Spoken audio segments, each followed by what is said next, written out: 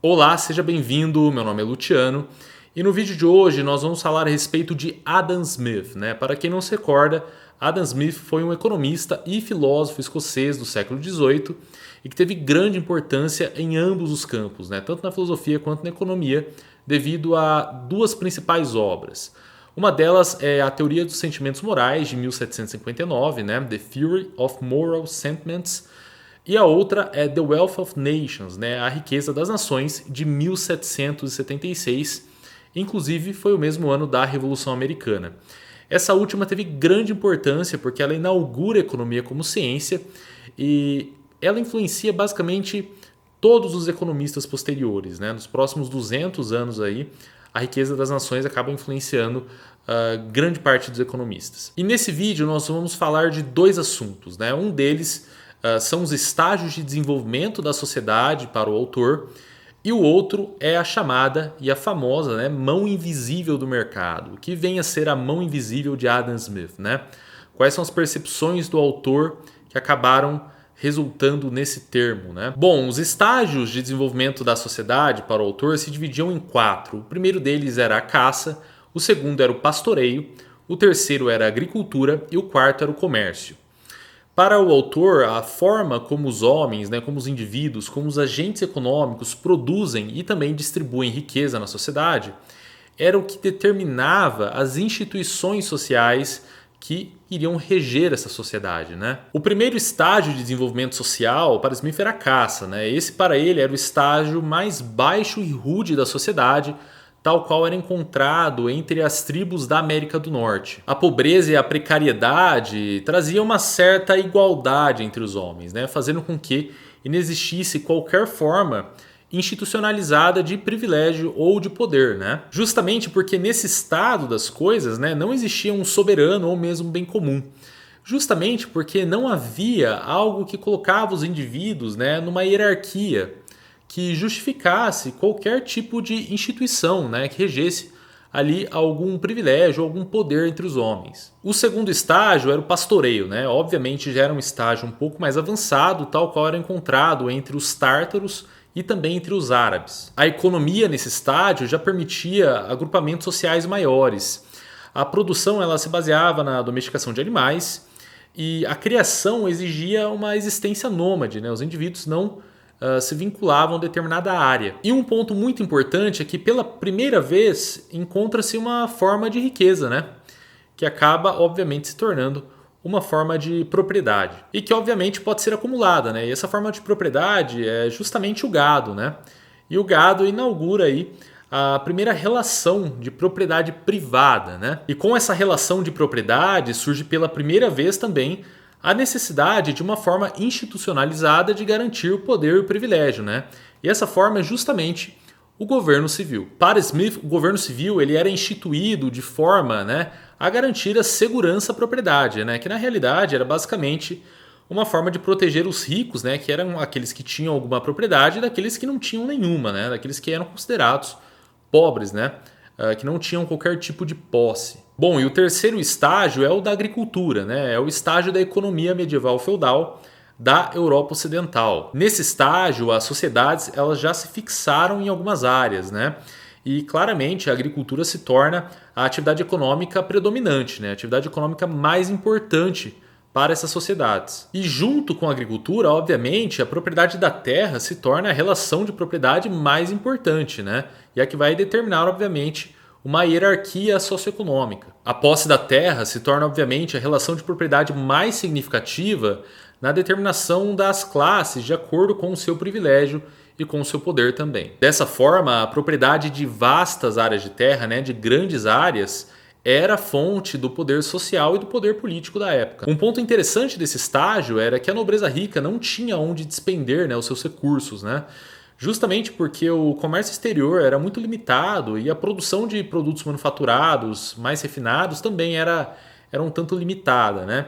Então não havia aonde gastar, né, o dinheiro, né, que essa nobreza tinha. A organização econômica da época envolvia a manipulação do poder absoluto pela nobreza. A extensão dos direitos e da liberdade para a maioria dos produtores foram os avanços, né, em direção ao próximo estágio de desenvolvimento da sociedade, que para Smith era o de maior importância, que era justamente o estágio do comércio. Bom, o comércio para Smith foi o último estágio aí de desenvolvimento econômico e social, e para ele tinha grande importância justamente porque era o estágio no qual era vigente nas cidades europeias, né, nas grandes cidades europeias, dependentes do comércio exterior e bastante independentes, né, da agricultura, bastante independentes da economia agrícola medieval. E neste estágio, os senhores feudais, senhores medievais acabaram meio que permitindo ali o crescimento, né, justamente devido aos aluguéis que recebiam, né, e demais benesses também que advinham das relações comerciais. Os produtores também gozavam de maior liberdade, né, na comercialização de seus produtos, e mais direitos também foram adquiridos, né, direitos de propriedade, justamente visando o acúmulo de riquezas. É claro que poderia haver diferenças de estágio de uma localidade para outra, né, a depender da cultura e também da geografia. E é claro que poderia haver períodos de transição em que poderiam coexistir dois estágios de desenvolvimento completamente diferentes. Isso pode ser observado durante o período medieval, né, no qual nós temos, obviamente, a existência do comércio e também de um comércio de longa distância, ao mesmo tempo em que o sistema de produção é um sistema de produção feudal, né, predominantemente agrícola.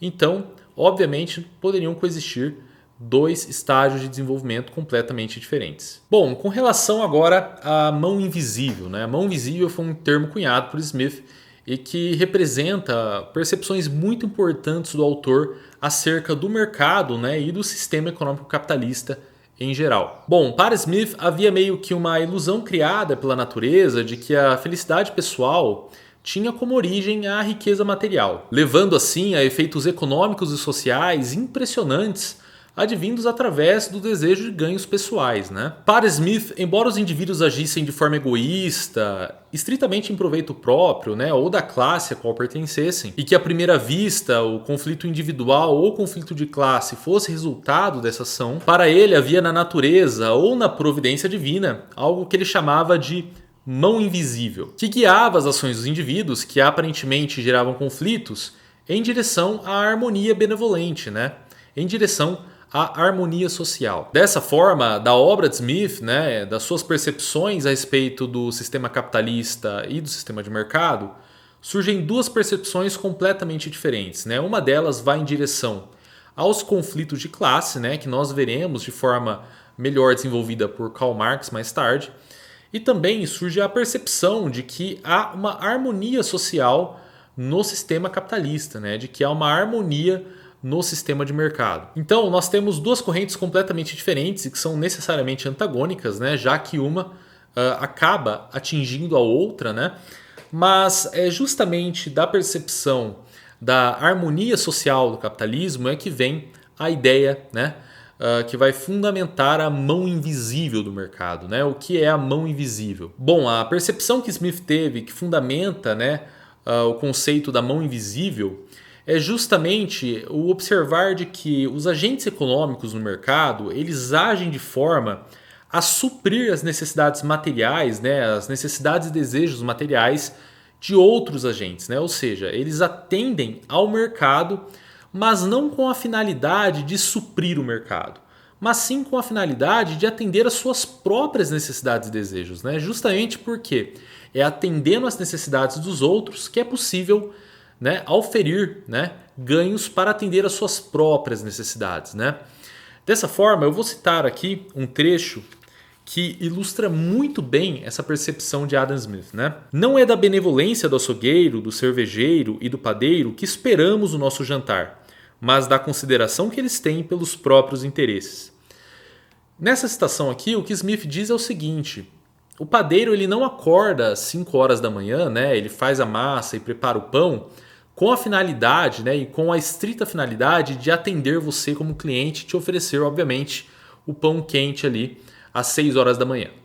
Ele faz isso porque é apenas através dessa ação que ele consegue oferir ganhos, né, para atender às suas próprias necessidades e desejos materiais.